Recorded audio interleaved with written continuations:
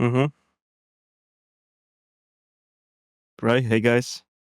So my name is Jakub. I've been a DevOps engineer slash platform engineer slash cloud engineer slash whatever for the past 8-ish years. Right now, I'm a DevOps engineer at Labyrinth Labs. And just to introduce us, what we do is we help companies to get the most out of cloud. So we implement and design cloud architectures and also help the companies, well, migrate their applications there and use cloud as effectively as possible. And one of the things we do is set up an observability stack for our clients. So what is observability? From components, it's metrics, logs, profiles, and traces. But why do people actually need observability? What is it? So observability, if you have an application or if you have infrastructure, you usually want to know what is actually happening with the things you have. You want to know how many users you have. You want to know what are the latencies. You want to know who did what. You want to know if something is costing too much. So, and that's what observability helps with. So let me briefly at first introduce all these beautiful components and then dive deep into, tell you something about traces. So first of all, what are metrics? Metrics simply are some numbers that give you some information. It could be, I don't know, how much CPU usage you have on your servers, how much memory usage you have on your servers, how many users you have, what is the size of your queue. In the real world, how many goals did you score at football, for example, or how many championships did you win? So, and these are all this is all information that you can then use to either optimize or change things or keep the things they are if you are happy with them. The thing with metrics is they are stupid. They just give you numbers. If you want a bit of more context, or if you want a bit more information out of that, you can use logs. And not logs like wood logs, but something like Dear Diary, yesterday was a good day. Dear Diary, yesterday I did this. So that's what basically logs are. In your application, logs usually are like, at this time, this happened. And it could be anything. It could be, I don't know, the server started, I downloaded this file, whatever, and gives you more context about what is happening in your system and what is the order of things in which it happened. I don't have a good visualization for this one. So profiles. Profiles, if you have a high performing application or you need extremely low level data, I mean like, okay, how well is this line of code or this for loop performing? How much memory is it using? How long is it taking? That's where you would use profiles. So it's not that commonly used, but it's mostly used if you have high performing, low latency applications, for example. So, I don't know, high frequency crypto trading or whatever. And the thing I'm going to be talking about today are traces. So, the real world example of a trace would be I order a package. I want to know how it arrives, what's the path, or where is it stuck. So, for example, I order a package from Germany, comes to Vienna, then comes to Bratislava, then comes to Žilina. I live in Martin, and then it comes to Martin. If it gets stuck somewhere, I want to know why it's stuck there, or how long is it taking there, or why is something happening there. And if it gets stuck, for example, in Bratislava, I can contact the people at the company that's the couriers and figure out why is it there. In the context of applications, traces are basically mapping the path of a request along a system and then giving us some necessary information of what happens to it along the way. So, or rather, when I start developing an application, you usually start with logs. Like you try, okay, this line of code doesn't work, so you put a print statement, you put there, you fix something, suddenly it works, and so on. When you deploy the application to production and people actually start using it, you start collecting metrics or profiles. You want to know how many users you have. You want to know how much it costs. You want to know what's the usage of that thing. You want to know, I don't know, how much CPU it is currently using. If you are in high frequency crypto trading, you could use profiles, for example, to optimize every single last line of code. So, but when would you use traces? So imagine you have an application it only does one thing. It doesn't call anything. You call it. It returns something. Would you use traces there? Well, you could. You can do anything you want, but it would be overkill. If you need information about that, you could use logs. You could use metrics. Let's say you have two applications. So, for example, app1 calls app2, or this could be a database or something similar. Would you use traces? Well, you have two components, so you need to trace a path along this, and you need to figure out what's happening at different places. But traces could be overkill still. You know that something happens here, something happens here. Why use traces? Let's say you have three applications. Well, there it becomes a bit more interesting because, well, you now have three components and might get stuck on different places and might be much simpler to look at the request itself than just at the individual applications. But let's say, but it could still be overkill. But now imagine you have 10, 20, 50, 100, 10,000 components. Like this is a map of Uber in, I don't know, 2019. They have about 10,000 components. And you need to figure out where the requests are coming, where are the bottlenecks, and so on. So if you have more and more components, if you have more components, well, or rather the more components you have, the more viable tracing becomes. Because getting metrics, getting logs just isn't enough to give you the proper information. So what kind of information can we actually get out of the traces? First of all, it gives you a path of the application. If you have multiple components, the path isn't always deterministic. Like it doesn't always go from service 1 to service 2 to service 3. Sometimes it calls this, sometimes it calls this, sometimes it calls this based on some attribute in the request. And so you need to trace the path.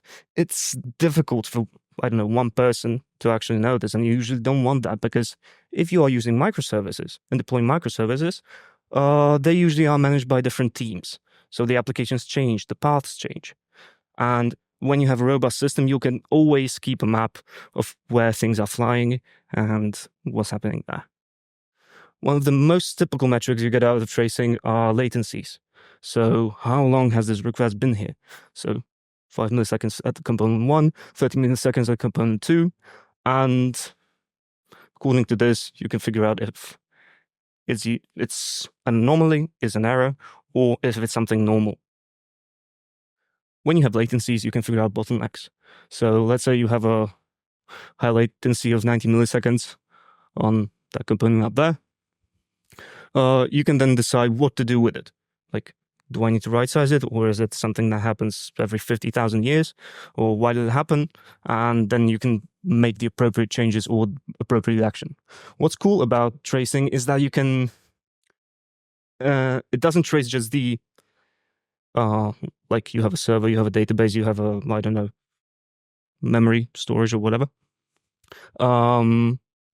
You can go a bit deeper. Like you can trace things on the level of requests. So if it's a database and the bottleneck is on the database, you can figure out from the traces if it's a write operation, if it's a read operation, and so on. So you can go quite deep into what you need. And last but not least, traces can contain more information than just metrics. They can contain messages, which will tell you like, yeah, hey, this happened here. And then you can actually see as the request went, what did it log and why did it log? So when we have tracing as a concept, it's pretty cool. We can use it in distributed system mostly. So how do we implement it? And one of the first occurrence of tracing I came across in my 10-year career was at my old company, where we used logging as a tracing solution. So let's see how it looked. Let's say we have microservices, we have a lot of components, they are sending a lot of messages, and they are logging a lot of things, and the logs are getting aggregated somewhere in the central system. And so this could be not a trace, but this is a log that's aggregated at the backend. So what can I see there? I can see, for example, that application 1, application A, request was received. Then for application A, it started processing. Then it went into application C. Why actually do I know that it's the same request? I have a trace ID. I have some kind of information that identifies the request. and then it goes to application. There it fails, then it gets retried, and everything is completed. It works. Queried, you can get information out of it, but is it actually good? Is it actually useful? Well, yeah, it worked. We actually used it quite a lot, but there are some problems which you can encounter there, which, well, are not optimal. So one of the first things, you are very dependent on the log structure. Like, look at these logs. These ones have trace IDs. These ones have application. Great, you can trace them. But look at I don't know, this one. It doesn't tell me where it comes from. It just tells me something got completed. I have no more information about which request it came from. I can't connect it with anything else. So if you have multiple teams, they might not use the same logging frameworks, the same languages, and you are very dependent on how they actually structure their codes, their logs. And if they, log bullshit, you're going to get bullshit. Second thing, you don't know, it's not easy to get metrics out of these logs. Like, for example, if you want to get the latency of how long it took to complete a request, you need to pass this thing. That's not that easy if you have a lot of these logs, and puts a lot of strain on your logging system. And last but not least, you are relying on the logging system, which is mostly for something else other than tracing individual requests. And you can put a lot of strain on it by issuing queries on it. So, since then, the ecosystem has, let's say, improved. There are actually dedicated solutions for tracing. So some of them, for example, are Jaeger, which was actually used by Uber. That's where the graph was from. Another is Zipkin. Cloud providers have their own tracing solutions. For example, AWS has X-Ray.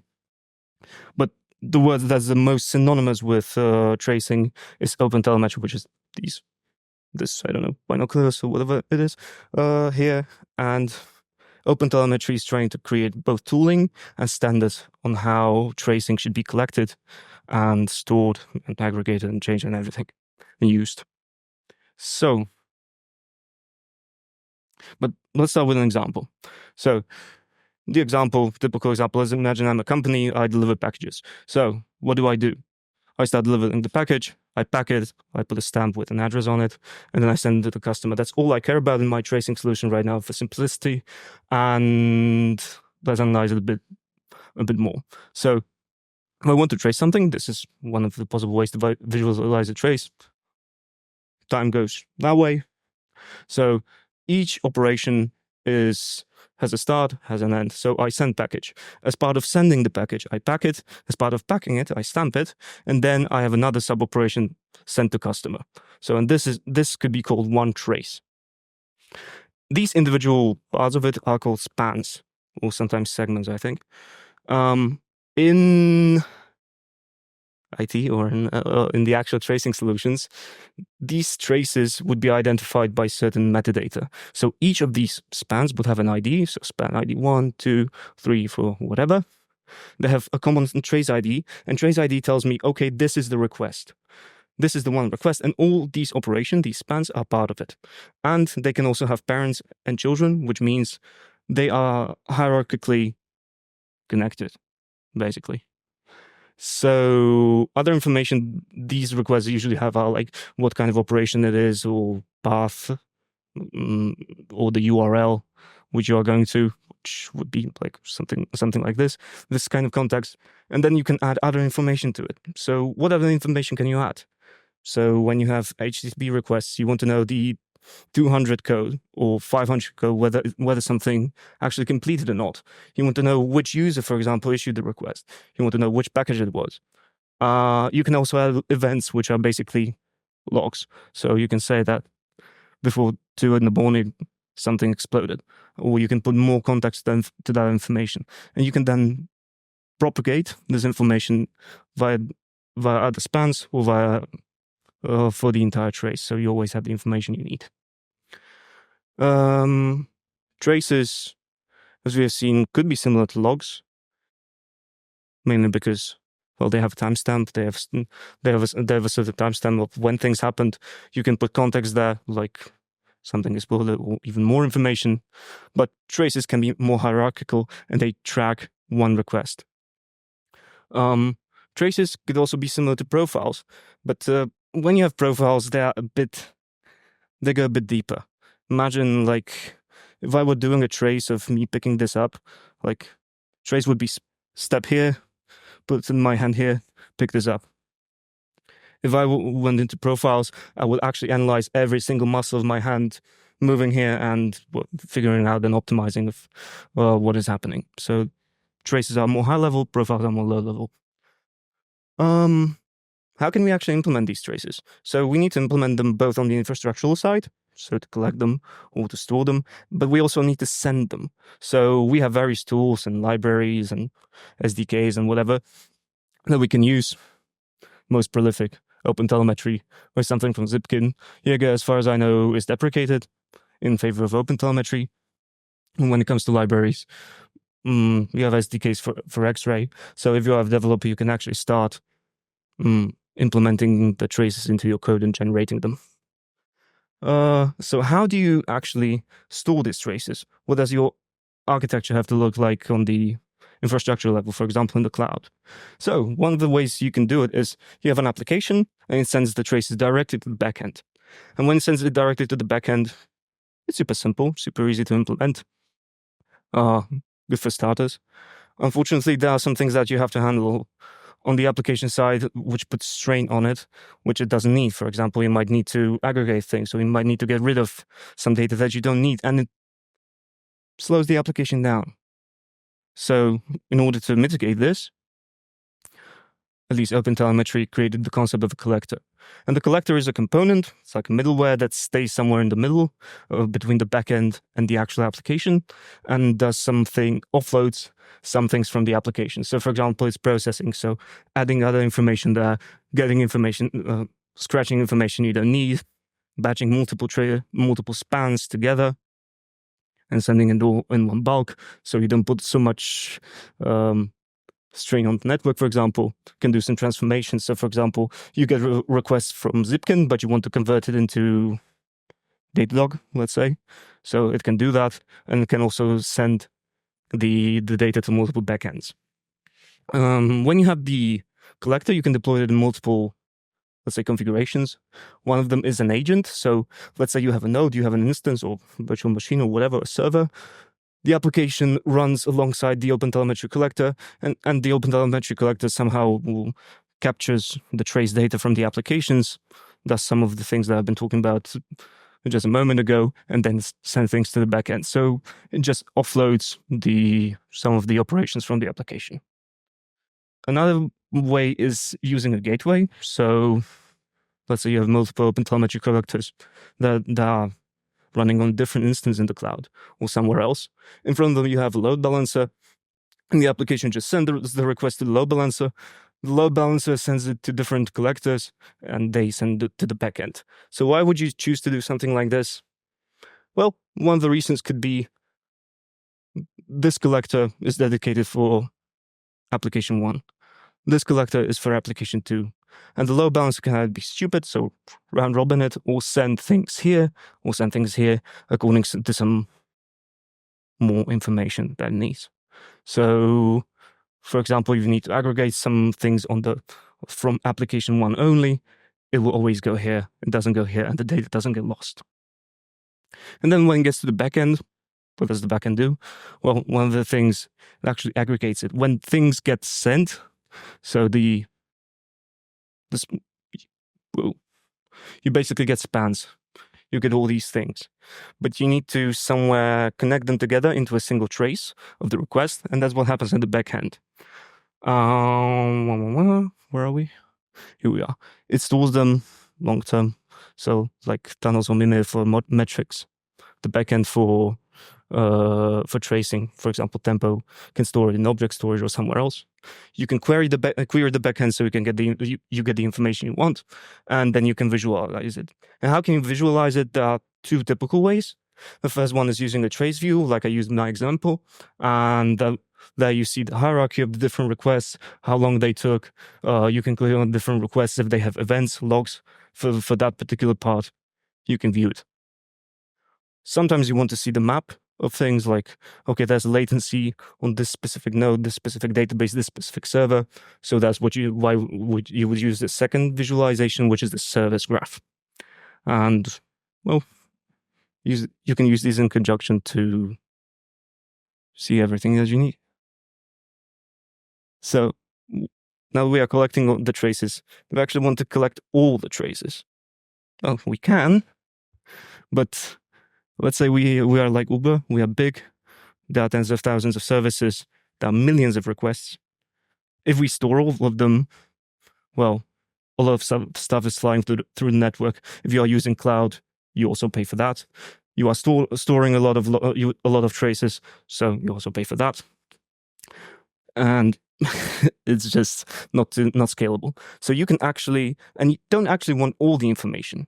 So in order to choose the traces that you keep, you can use a concept called sampling. So you only keep the relevant data. So let's say you have a highly stable system where most of the requests end in a 200. So most of them are successful. Are the 200s interesting?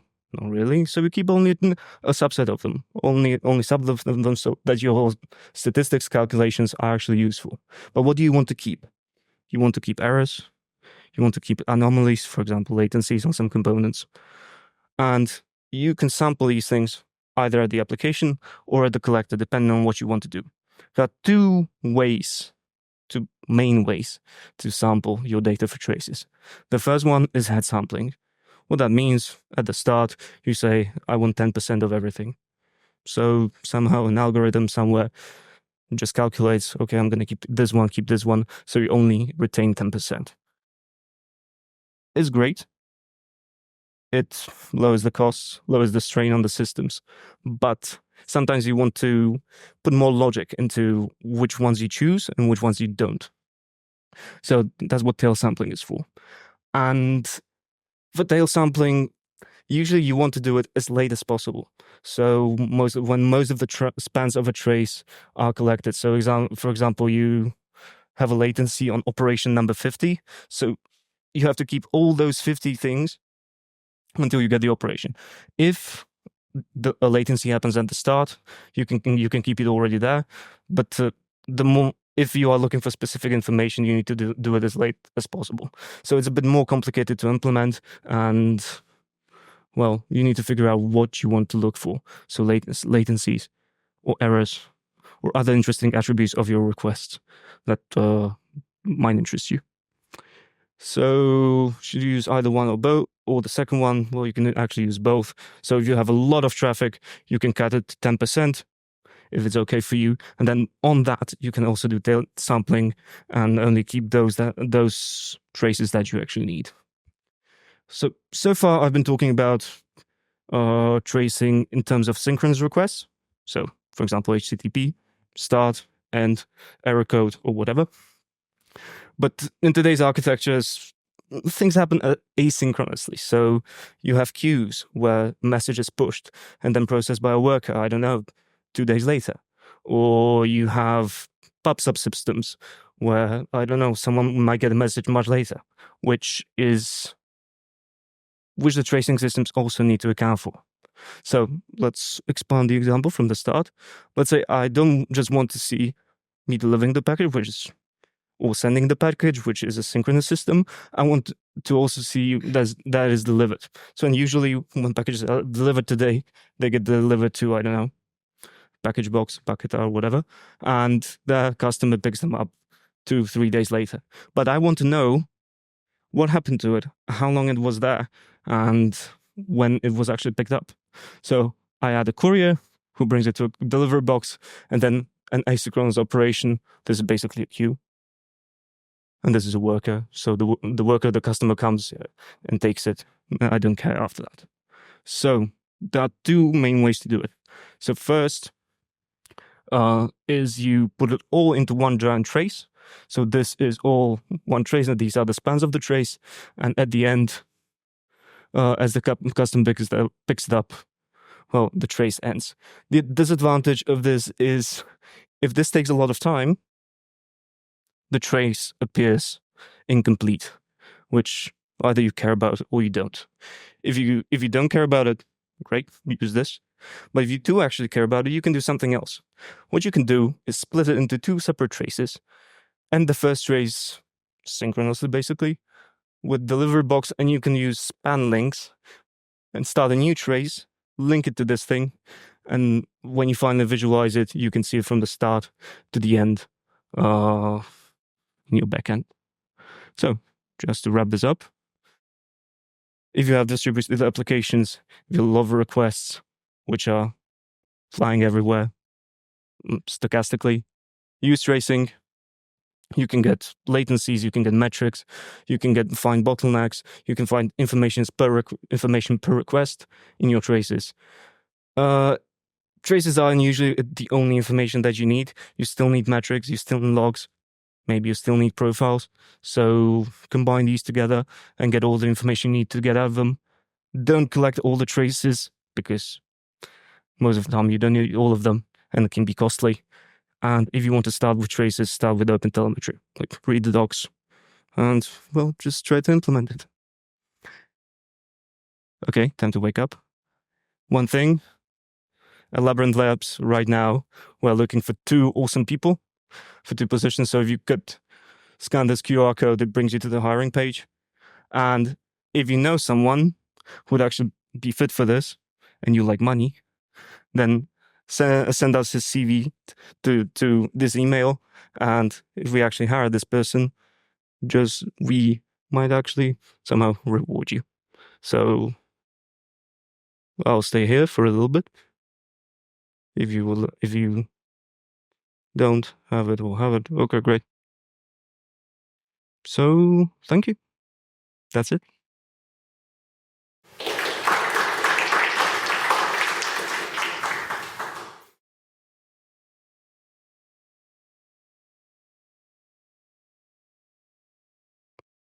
OpenTelemetry, this presentation, maybe?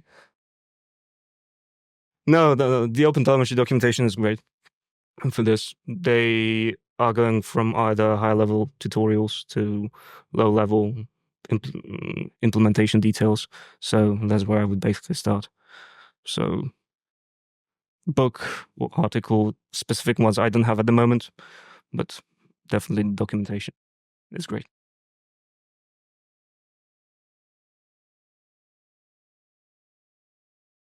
Any other questions? How much you pay For what? for the job you would do? I have no idea. But there are people around here who maybe know, so just talk with other people and maybe they'll tell you. No, honestly, I don't know.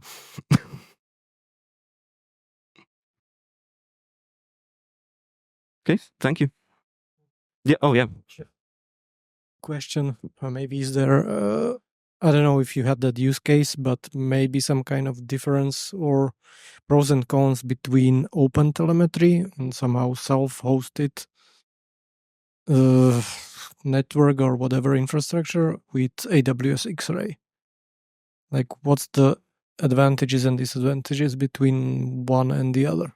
As far as I know, X-Ray is compatible with OpenTelemetry. OpenTelemetry is a standard, which is trying to define tracing and also lately metrics, logs, maybe even profiles. I'm not sure about that. But you can also use it with X-Ray. Specific situations I can't say at the moment. One thing is, well, managed service versus you control it all on your own. So X-Ray, it's managed, so you might pay more. If you host it on your own, you can optimize a bit more, I think.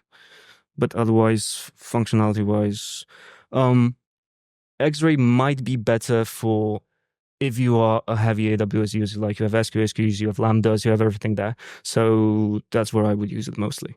But if I have something on premises, I would maybe not go exactly for X-Ray, but other solutions.